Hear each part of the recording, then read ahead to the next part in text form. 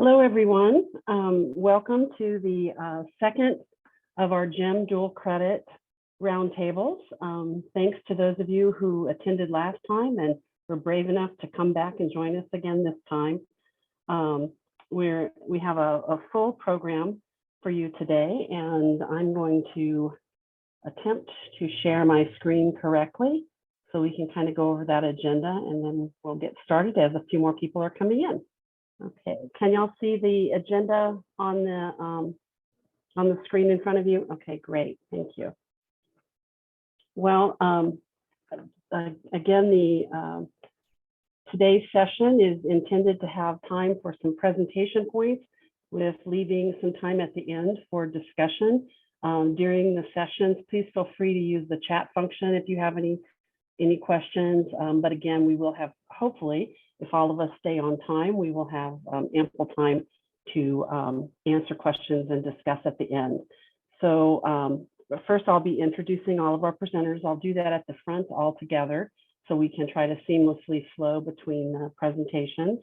First up, I'll be giving a very brief overview of the Idaho State Board of Education Advanced Opportunities Policy 3Y as it applies to dual credit, and talk again about the linkage between the board policy and NACEP, which is the National Alliance for Concurrent Enrollment Partnerships. And then we'll go into our very special guest, Amy Williams, who is the Executive Director of NACEP. And she'll be talking about NACEP and the accreditation and the standards, with an emphasis on the standards and how they apply towards quality and other things that make accreditation and adherence to board policy so very important. Then we wanted to provide y'all with an opportunity to hear from Gill from LCSC, and then Chelsie, Rauh, and then again leaving time for discussion at the end. I'll go ahead and start with those introductions. First, Mrs. Amy Williams joined the National Alliance of Concurrent Enrollment Partnerships as its Executive Director in 2019. NACEP is the nation's sole concurrent enrollment accrediting body and has a 20-year history of supporting programs, practitioners, and policy to advance early access to quality college courses for high school students. Previously, she was the State Director of Career and Technical Education and dual enrollment for Montana, and worked closely with Governor Bullock to lead the state's efforts to aggressively expand access and increase affordability in dual enrollment. Mrs. Williams has more than 2 decades of experience in secondary and post-secondary education and a strong background in research science. She has a passion for exploring policy levers at the institution, state, and national level to build relevancy into education, ignite a passion for learning, and to give students an early start on college and career. Our next presenter will be me, but I'll give my bio at the end. Following my presentation on Idaho board policy, Chelsie, Rauh will be presenting, and she has been the Director of Early College Programs at Idaho State University for 10 years. She started her journey at Idaho State University as a student, and she earned both a Bachelor's of Arts as well as a Master's of Counseling degree with an emphasis on school counseling in 2008. Chelsie has actively supported dual credit programs both in Idaho and at the national level. And she's been presenting at conferences, by both presenting at conferences and serving in various capacities. Chelsie also served as a member of NACEP's Accreditation Commission, and today is going to provide some information on the accreditation process from a reviewer's perspective. Gill serves as the Director of Early College Programs at Lewis Clark State College, and Ryan and his team are the most recent of the Idaho institutions to receive NACEP accreditation, and we're very proud of that accomplishment. Today, Ryan is going to provide a brief overview of the institution's perspective, focusing on the time, work, and evidence necessary to navigate the accreditation process. And then again, I'm the Student Affairs Program Manager, Dana Kelly, and in this role, I provide support to the board as well as campus leaderships on a variety of projects. primarily, as of late, it has focused on advanced opportunities with an emphasis on dual credit. So I'm again going to, I forgot to go through my slides. Sorry about that, everyone. I got to reading and forgot to do that. So there's Chelsie and Ryan and then myself. I put a link up here to the Idaho State Board of Education Advanced Opportunities Policy. With the Idaho State Board of Education Policy 3Y, it involves all of Idaho's advanced opportunities. And in Idaho, we have as part of our advanced opportunities, dual credit, AP, IB, and technical competency credit. And in the policy, in the Idaho State Board of Education policy, you'll find 2 areas that are pretty informative. One of those is the purpose statement, which kind of explains the rationale and reason for Idaho and Idaho's board promoting these advanced opportunities programs. And also you'll find some definitions. And the definitions are pretty important as well to kind of look at how Idaho frames everything. When Idaho originally developed this policy and standards, they were based upon, but not identical to NACEP standards. And while NACEP standards have changed and evolved since that time, Idaho's policies are still very closely aligned to NACEP standards. And if an institution in Idaho is NACEP accredited, this does provide the necessary evidence for proof of alignment to board policy. Idaho does not currently require institutions to become NACEP accredited, but we do require them to adhere to board policy. I wanted to call your attention to some of the ways that Idaho's State Board of Education policy, particularly as it relates to dual credit, differs from NACEP accreditation, and then we'll have Amy dive deeper into the NACEP standards for us.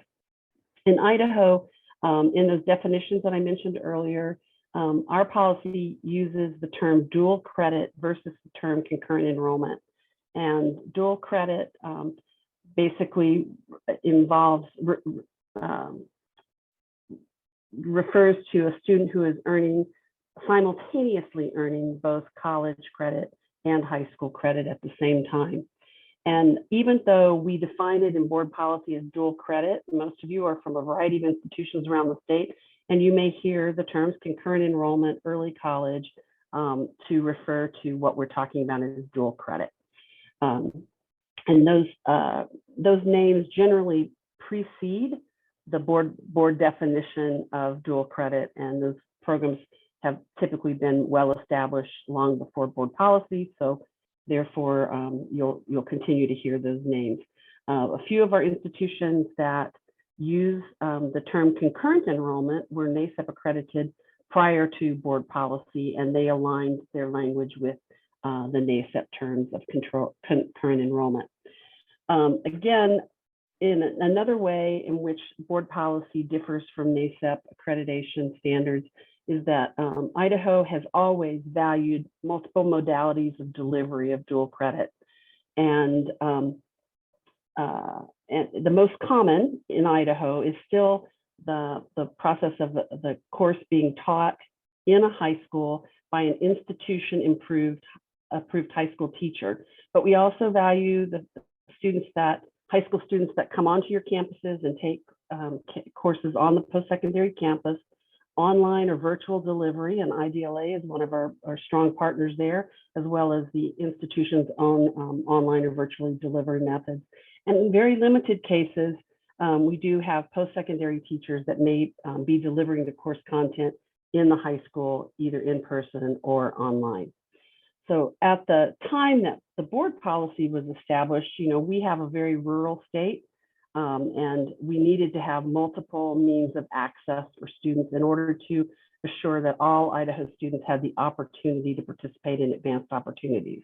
But at the time, NACEP only looked to review and accredit those courses that were taught by the high school instructor in the high school setting in partnership with their post-secondary institution. Oh, sorry. At this point, I'm going to turn the program over to Amy Williams, who is the executive director of NACEP, And we're lucky to have her join us, and I want to give her as much time as possible to discuss that. And again, I just want to remind you, please feel free to use the chat for questions or hold them until the very end. And Amy, do you need to share your screen? All right, yes, so I'm going to stop please. sharing, and you can take it away. Jonathan, does she have share access at this point? Looks like I'm good. All right, great, thanks. Y'all should be able to see a title slide, hopefully. Excellent. I think I'm lucky to be here because I miss hanging out with, folks that are doing the work in state. And I was feverishly jotting down notes. I'm always curious how various states take on the various components of these programs. So it's fun to be here. Thank you all for making time on a Friday. Hopefully your Friday's going well and you got some good plans in the works for the weekend. I'm Amy Williams, NACEP's Executive Director. Dana, thank you for that lovely introduction. I've got a bit of history with these programs, both on the secondary and the post-secondary side, and now as kind of in a national leadership role as NACEP's Executive Director. So let's see. So literally my first day on the job as a new program coordinator, this was at a fairly small, fairly new two-year college. The dean of our college pulled me aside and said something that's really always stuck with me. He said, the most important thing you can do for us in this role is guard the integrity of our credit. New small college trying to make its way in the world, and that integrity and that reputation is incredibly important. And he went on to say that, yes, we're committed to doing this, offering dual credit. It's a program we want to engage in. It's something we're excited about. But more importantly, it's how we do this. How we do this matters, and it matters much more because it matters for students, teachers, it matters for our faculty, and for our reputation. So now that I work on these programs at the national level, the exact same elements really still apply. There's clearly a growing interest in these programs by students, parents, high schools, colleges, and policymakers.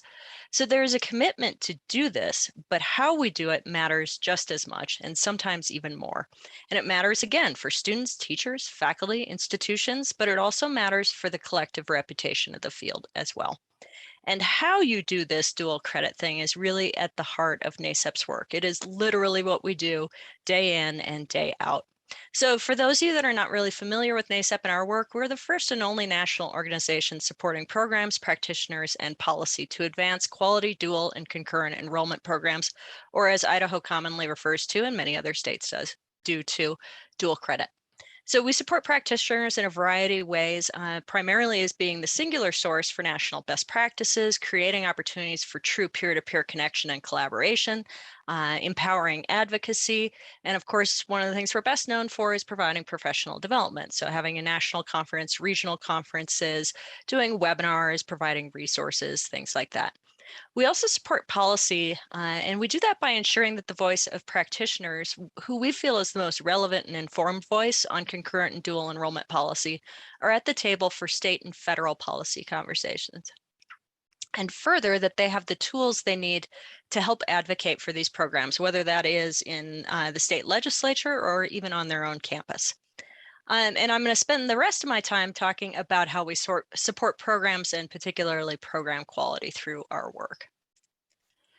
So we support programs and programs quality in two ways. One, by providing the only national framework of rigorous program standards, and two, by affirming quality through accreditation. So our standards are really all about how to build and run a quality program, whereas accreditation is about evidence and documentations demonstrating that your structures, policies, and procedures are aligned with running a quality program. So basically, accreditation allows us to serve as that external neutral third-party assessment tool for programs and to some extent for the field at large. And given that these programs straddle high school and college, they're not high school, they're not college, they're both. And these fields are very separate and have unrelated accreditation systems. We've built a space that recognizes and sets standards for both partners in the relationship and really understands and incorporates the unique context and constraints under which these partners are working. So There are some states in the nation that have quality assurance mechanisms, others don't. Several states use NACEP's accreditation standards as their quality control mechanism. Nationally, there are 10 states that require, encourage, or in some other way incentivize NACEP accreditation for programs offering dual credit in the state. And there are an additional 11 states that use our national quality standards as their state policy and guidance for how these programs should operate. Let's see. So our national quality standards fall into 6 different areas. So NACEP's more than 20 years old. We were founded in 1999. And by 2002, we had developed, adopted, and then promoted national quality standards. And since 2004, NACEP added accreditation. And so we're the nation's only program accreditor for the concurrent enrollment mode, and just recently have offered and added the college provided faculty mode, as Dana touched on as well. Nationally, concurrent enrollment is the most prevalent format for earning the college credit for high school students. In fact, according to according to the National Center for Education Statistics, 86% of high school students that take a college course while in high school do that on their high school campus. I would also say concurrent enrollment is probably one of the most complex formats of these programs, with maybe the exception of PTEX, which also fold in, a work-based learning and apprenticeship element as well. So I feel like concurrent enrollment is really complex because it's joining these two isolated or typically isolated systems, but also because through these processes, we're not just trying to build a course into the high school or courses into the high school, but also to some extent a college or parts of a college. And so that means in addition to doing things like ensuring that there's course parity and rigor and quality, there needs to be a lot of communication. There needs to be some structures to the relationship, a lot of agreement on timelines and processes, and a real, true, robust partnership. So this slide has our concurrent enrollment standards for that college taught or high school taught model. I won't get into the college provided faculty model on this, but they do look very similar. Early on, a key concern of the leaders who established NACEP was the quality of these courses offered in high school through concurrent enrollment. So we have 16 program quality standards that cover 6 general areas that we feel are critical to quality assurance. So they fall in 6 buckets: partnership, faculty, assessment, curriculum, student supports, and program evaluation. And you all can see the slide, so you know that we have individual standards within those 6 categories. In fact, there are 16 of them that really work hard to ensure that the post-secondary institution offers the same college course in the high school that would be offered on campus, and also that the institution is providing sufficient academic and program oversight to ensure student supports and course integrity. At the heart of NACEP's accreditation standards really is this belief that regular college faculty are the bearers of the primary responsibility for ensuring that concurrent enrollment course content, because who is better positioned to look at the curriculum, its delivery, and its assessment? But that also includes that we really feel that it's also important that institutions provide adequate resources and support to faculty and program staff in fulfilling this responsibility. And our standards really promote the implementation of policies and practices to help ensure course parity, so that the college courses offered in the high school are the same quality and rigor, that students that are participating are held to the same standards of achievement as those on campus, that instructors that are delivering the courses in the high school meet the program's academic requirements for hiring and instructing, and that concurrent enrollment programs really are committed to displaying greater accountability and have that commitment to continuous improvement through impact studies, analysis of student success, and course and program evaluations. All right, so a little bit of a walkthrough of our standards. We have 2 partnership standards. The partnership standards really work to ensure that the program is appropriate for the college or the university. It's not just an add-on thing, and that it fits with the missions and objectives of the higher education institution, as well as the high school partners to some extent, and particularly that it has leadership support and that there is a clear commitment to real ongoing collaboration between both the high school and the college. Our faculty standards, we have 4 of these. The 4 faculty standards really focus on ensuring that concurrent enrollment instructors are qualified, that they have a faculty member that is dedicated as their liaison, that they have both an internal or initial and ongoing professional development opportunity, both to onboard them to the college's practices, but also so that they receive annual discipline-specific professional development. And then there is also this element of just understanding the policies and procedures that are native to the college landscape as we bring this college course into the high school. Our assessment standard really addresses how learning is measured and the demonstration of how the courses in the program use comparable methods of assessment as what would be expected on campus. Our curriculum standards ensure that the course offered is indeed the course that would be available on campus in terms of learning outcomes and objectives, pedagogy, and theoretical and philosophical orientation of the respective different partners in the space, as well as the college and the university. And they help ensure that there are systems in place to guarantee that the course is faithfully constructed in the high school classroom, and also include a mechanism to allow for liaisons, faculty liaisons, to observe the course in action. We have 4 student standards. Student standards really work to ensure that the systems, that these students are being treated as college students, because they are. They work to ensure that the systems are configured to create parity between student processes like registration and transcription, that prerequisites and placement is appropriate for these students and aligns with the campus's practices, as well as equivalency in students that are seeking or access to student supports and advising. And our program evaluation standards. So the E-standards are all about program improvement. So evaluation standards ensure that concurrent enrollment students, as college students, are allowed to provide their feedback and assessment of the course. It also charges programs to show how they evaluate the program itself outside of the individual courses themselves that make up the program by studying the program elements and assessing various pieces and student outcomes. So I think probably by now it's fairly obvious that ensuring dual credit courses or quality is really at the center of our work. I'm excited to see Chelsie and Ryan on here. I know that they've got a lot more boots on the ground experience with our accreditation process. There are a lot of myths out there about these programs. So we've worked really hard to build a system to create full transparency and ensure that these college courses, these are real college courses that just happen to be offered on a high school campus. And I will share this with you, Dana, so that you can share around afterwards, but I did pull together some helpful resources. Obviously, NACEP's got like 20 years of work, 18 years of work in this space. We've got a lot of publications and resources on our standards and accreditation. We've got a lot of issue briefs and guides that really dig into some of those areas that programs find either most challenging or most intriguing in terms of pulling it together and offering it out to students. And then we've also had a lot of webinars in the last year that have really focused in on things like pandemic pivots to traditional practices, things like our issue briefs, like all 3 of the issue briefs that I've provided here also have kind of supporting webinars with that extra tweak of, okay, how do you do all of this also in a pandemic as well? So Dana, I'll make sure that you've got that. But for those of you that like to Google around on the internet, you could go to nacep.org. There's a navigation bar at the top. You can find all of our accreditation stuff.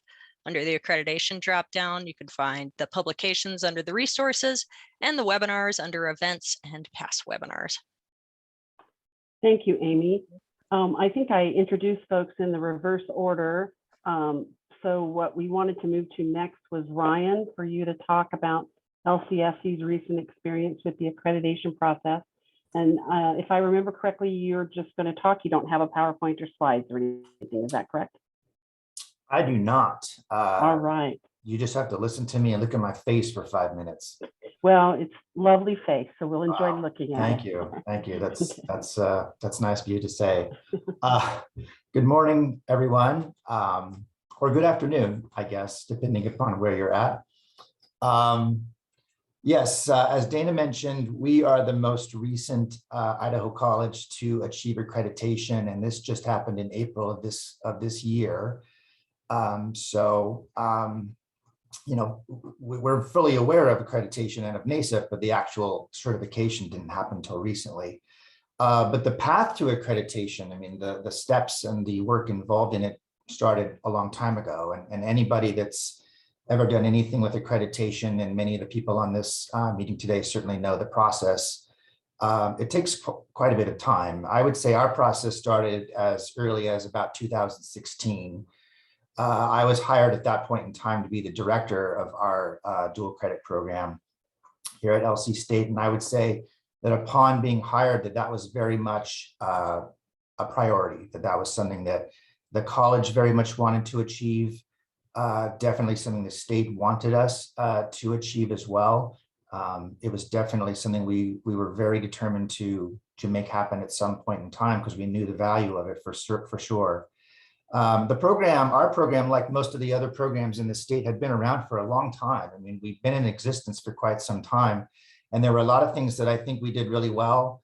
And certainly, as Dana mentioned, because of 3Y and because of the colleges and the state's connection through that, I think we were doing a good job, a quality job in terms of a program. But when we started actually going through the NACEP accreditation process and really working through that, it was obvious that there were some gaps. It was obvious that there were places that we needed to do some improvement. So, like probably most of the other programs that are here in this meeting, we basically just took the NACEP accreditation guide. We used it as a playbook. We sat down and said, okay, here's what NACEP says makes a quality program. Here are their standards. Here's what we're doing. How do those two things go together? Where do those two things meet? And we went through that standard by standard, line by line, fine-tooth comb, and literally just identified every single instance where there might be something that we needed to improve or something that we needed to change. In some places, our program was in complete alignment with a standard. No changes needed to be made. Everything was great. In other instances, I'd say that there were very small, subtle changes that simply needed to be made, small fixes. It might be just creating a form or slightly adjusting a policy or something like that. And then in other standards, it was a bit more of a heavier lift, and we needed to do some work, and we needed to make our program more in alignment with what NACEP was asking of us. I would say that process, which NACEP would refer to as the self-study timeframe of the overall accreditation process, took probably about 2 years, which I think is fairly common. I don't think that's unusual in any way. So it took us about 2 years to do that sort of study and preparedness for the actual accreditation process. And then I don't know that I'll necessarily get into the specifics of the application stages necessarily, but once you reach that point where your self-study is through and you're ready to submit the application, you are paired up with a peer review team. And that peer review team and you as a program work very closely for what really is months in terms of clarifying and coordinating and making sure that your program is in alignment with NACEP standards, that any questions that may have come up through the process are answered, any concerns are addressed. There's an interview part of that process where you have that opportunity to speak with those peer reviewers directly and address any concerns that they may have. So it's a fairly complex and thorough process for sure. I would say, I don't know, don't quote me on this, but I think we probably uploaded upwards of 200 documents, something like that, as part of the review process for that peer review team to review. And then through varying cycles of additional information, we uploaded even more documentation to support our program's accreditation process. So it takes quite some time, and you really are very in tune with NACEP through that entire process. Unfortunately for us, it took quite some time, but we came out on the end this year as a NACEP accredited program. We're very happy to say that happened. as a fairly newly accredited program, others can probably speak to this better than I can in terms of the ramifications or the outcomes that you get when you become accredited. But I would say that there are two things that I feel have happened or I would qualify as the result of being accredited. The first is simply that the process of the cycle, the process of the application itself makes you a better program. In other words, even if we hadn't achieved accreditation, our program is better now than it was 3 years ago, simply because we went through the effort of looking at every single component of it, addressing, from little tiny details to large projects. We are a better program now than we were before, just because of the existence of NACEP and because of the cycle and the process that we went through. But I'd say probably more than that, the advantage or the outcome of having an accredited program is that you have peace of mind, is how I would phrase it. Mostly, I would say for us as an institution and for us as a program, but also certainly for teachers and students and parents and people that we are working with and that may need to address that. I would agree with Amy that I would say more and more, I think people, at least certainly in our area, are becoming aware of NACEP and accreditation and what that really means for them.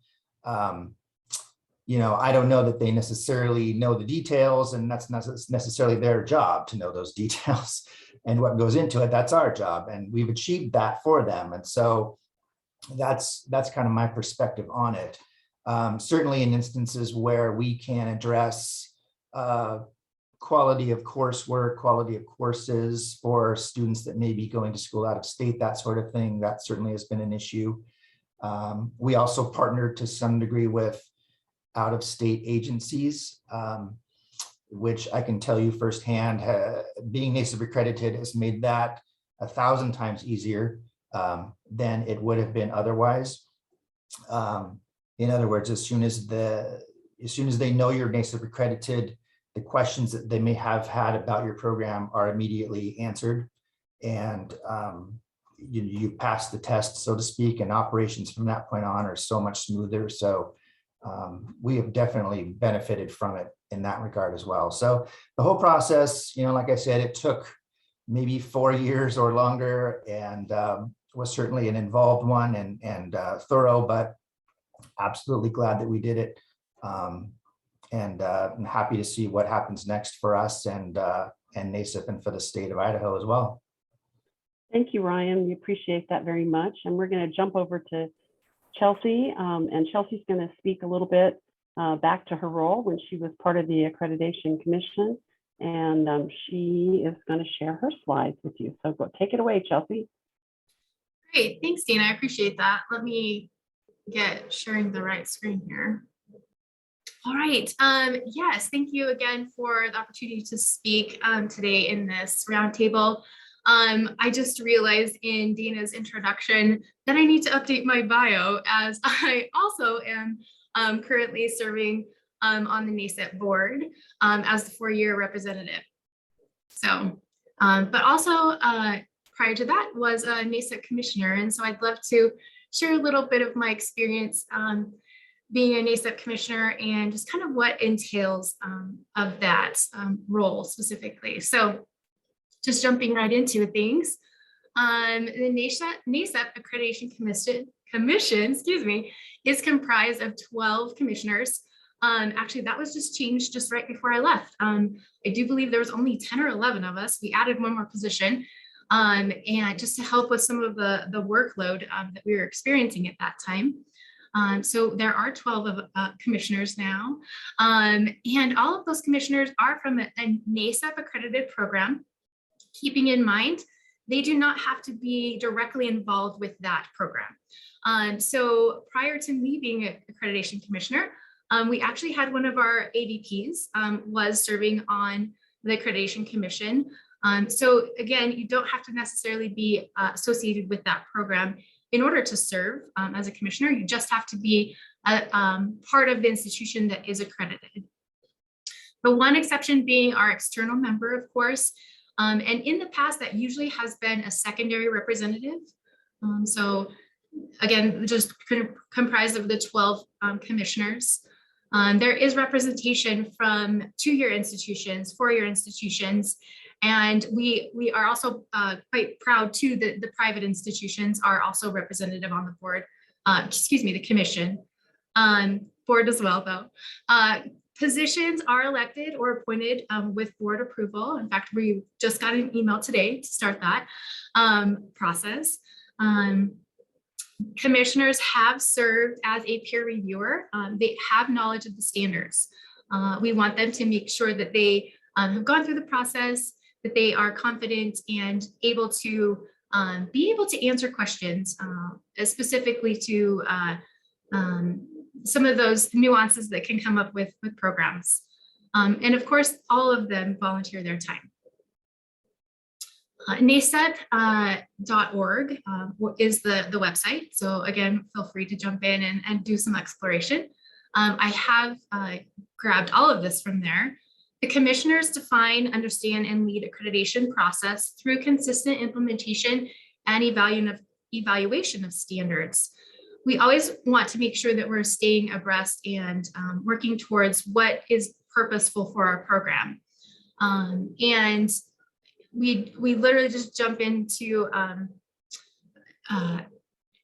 revisiting those too in the last year as well. So something to keep in mind, that is something that we always wanting to make sure that we're at the forefront of. Commissioners support, promote, and advance high quality dual and concurrent enrollment programs through NACEP accreditation, training, policies, and best practices. Accreditation commissioners are very busy people. It is pretty much a part-time job. I'll just throw that out there if you're considering it in the future. But one of the best part-time jobs I think I've ever had. I've learned so much. My program is all the better for it. It's great professional development no matter what. And I'm happy to chat with anybody if they do have questions about becoming a commissioner in the future. Commissioners are responsible for doing many presentations throughout the year, webinars, accreditation institutes, specifically to help programs that are wanting to seek accreditation know and understand what is expected of their application and what is expected of, and help clarify, I guess, some of the standards and what the commentary really truly means. Right. So the role of the commissioner is very, very large and heavy, but a good large and heavy, I guess. To review applications, both assigned and unassigned. Those assigned ones come directly from the director of accreditation. It tends to be, like I said, a very heavy load. I think when I was a commissioner, I had an average of 2 to 3 applications a year. And from the sounds of it, that's what it's going to be this year for our commissioners as well, with about 30 applicants currently in the cycle. One of them being, well, 2 of them actually being Idaho State universities, because we are up for reaccreditation this year. Additionally, we're approved for the pilot for the college provided faculty model as well. So we're excited to hopefully move forward with that.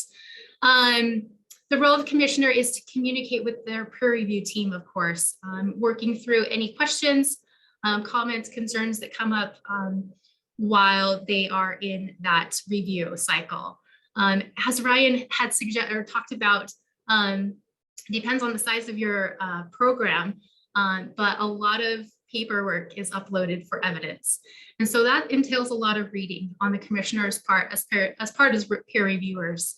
And so helping them work through those discussions in an objective manner is one of the roles of the commissioner as well. Looking at programs through different lenses, not necessarily thinking that one way is exact versus another way. There's always good interpretation I think, in standards. Let's see here. And then in 2021-2022 cycle, virtual site visits have been added. So we're looking forward to, on the accreditation side, applicant side, we will be hosting a virtual accreditation. So, or virtual visit, excuse me. So accreditation commissioners, of course, are responsible for being and partaking in those site visits. They then present their findings, the peer reviewers' findings and a recommendation to the commission at a yearly annual meeting. Of course, it's that is where the discussion is held, and essentially a vote is completed for all applicants during that time. So I had some notes I wanted to add to that too. So yeah, I would say there's on average over 100 hours of reading time combined between peer reviewers and accreditation commissioners, if not more for commissioners, because again, they've got the times 2 or 3. So all members are very, very busy in that regard. I would say as a commissioner, during the actual cycle, I was spending at least 10 hours, maybe 15 hours a week on something NACEP related, whether that be reviewing or presenting on average. Thank you. So, Chelsea. oh yeah, Ahead. Sorry. No, go ahead. I was just going to add one more thing. Do I have time? Yeah, yeah. Okay, the silent pause was me trying to read my notes. I apologize. I think one of the things that it was briefly touched on too, you know, when we were able to revisit and revise the standards in 2017, it was kind of a given that the partnership was an expectation for institutions, that it was a given. That, you know, we didn't really need evidence of that. And so the commission decided in 2017, unfortunately, there were some applicants who just didn't have any support from their administration internally. And, you know, it was one of those things that were just like, it was a given, right? So in 2017, we decided partnership standard needed to happen. And so in the partnership standard, that is where it's very, well, it's accurate to point out what partnerships you have internally and externally. We're of course wanting that evidence of such as a commissioner. So I just wanted to touch base on that really quickly. I think it's one of the better standards that we've been able to add in our review of the standards. I think this is a huge turning point for the better, as it really brought what we do to the forefront. We can't do these programs without that administrative support for our institutions to do this. So really, truly, in my opinion, that's where the success of all of this lies. Okay, I'm done. Great. Well, thank you very much. I wanted to, before we turn it over for questions, there were a lot of great resources that have been posted in the chat. So if you haven't had a chance to grab those links to the resources, you may want to do it. It may make your perusal of resources easier after this session is over. And I think from all you've heard from Amy and Chelsie and Ryan and myself, hopefully, I think it kind of ties back to what Amy said that she was challenged to do, which is in guard the integrity of our credits. And that's in what we are intending to do through both NACEP and board standards. As we open it up for questions, feel free to unmute and you can ask any questions. Oh, there's one question in the chat that says, did I say that Idaho State Board of Education requires NACEP accreditation? And that is not correct. We do not require it.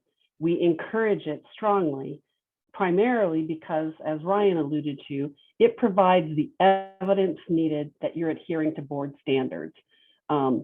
We do require adherence to board standards. So.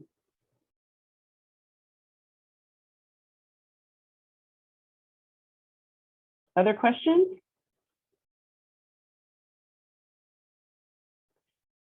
So one of the other areas that as you kind of compare NACEP current standards to board policy, you'll see that we have not updated our standards to include the participation.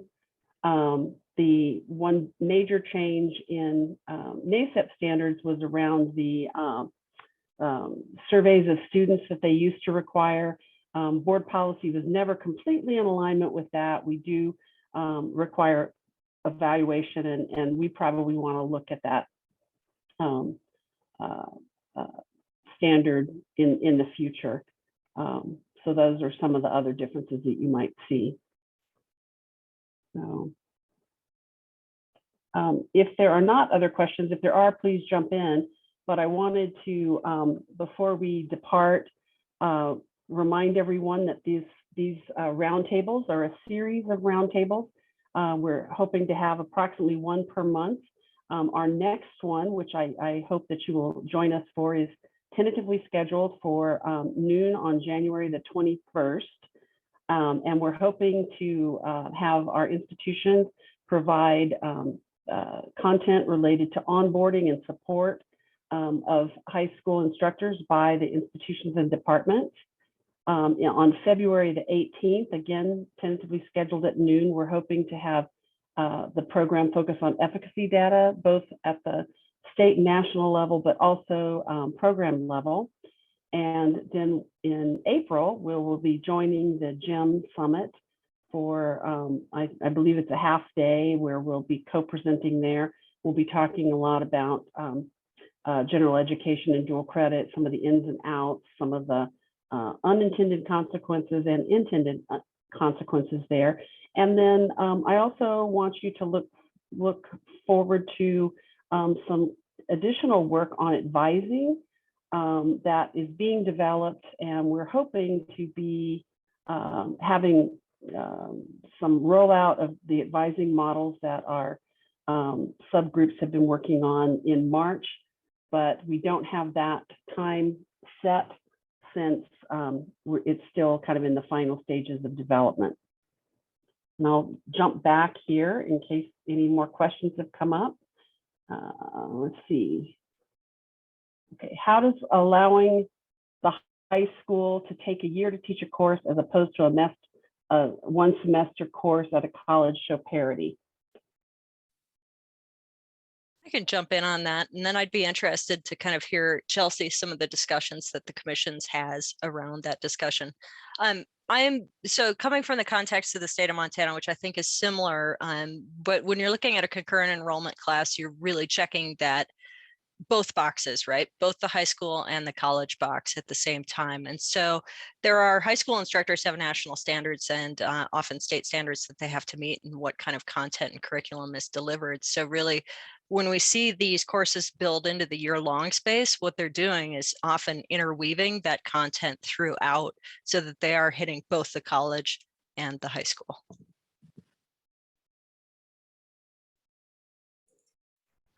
Yes, I'll jump into Amy.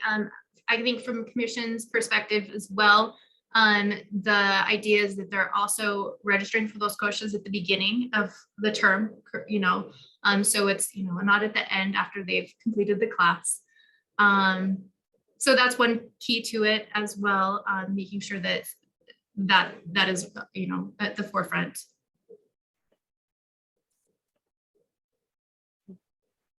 Fabiola also commented on the chat, the focus is a lot on aligning the learning outcomes. And again, since students are simultaneously earning both high school and college credit, having a year sometimes, especially for those courses taught in the high school, make sure that both of the content standards from both the post-secondary and secondary can be met. We had another question in the chat, and that was, what does the State Board of Education do to help the secondary schools to help support the standards? And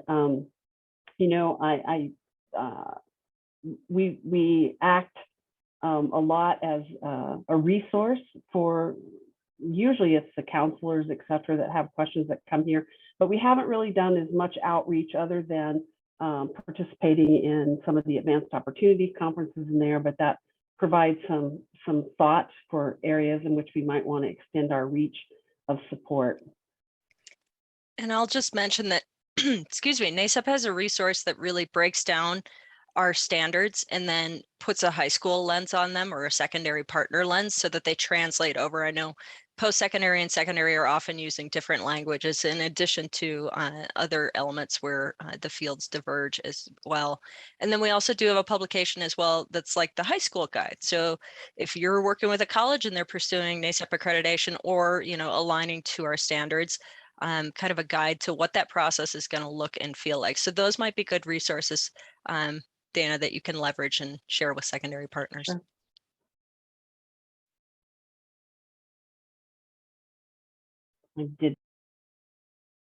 I must have a really heavy touch every time I go to unmute.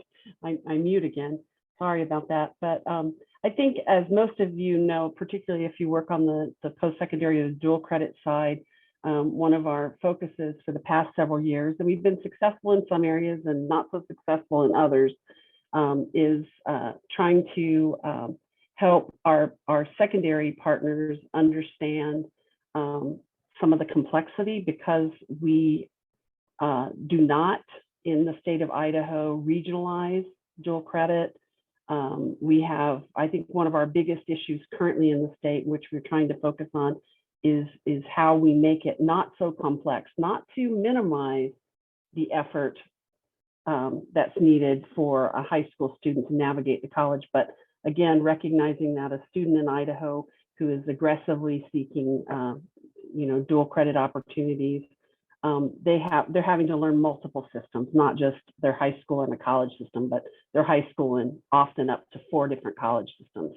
And so trying to navigate where we can bring some commonalities in place is there. One of the things that I hope that all of you will find as we roll out the advising module is I think this will be a real big help for all of our programs, and because it does take a student through a series of exercises that help them understand and help their high school leaders also understand the language differences and the expectation differences, and how they can maximize those collegiate experiences earned in high school as they move on, whether they go to school in state or if they go out of state. They'll have the terms and the language available to hopefully successfully matriculate and also to maximize the opportunities that taking high school credit in college can provide to them.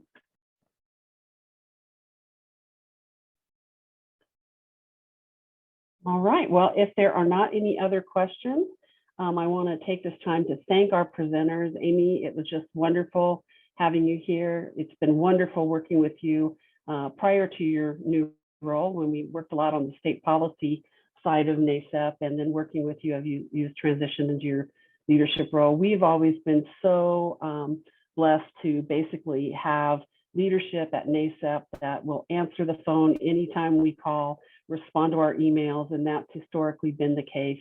Both your predecessor, Adam Lowe, and yourself, when we're facing a dilemma and need to know what's happening around the country, y'all have been right there to help us and guide us through those processes, and you and your staff are very much appreciated for that.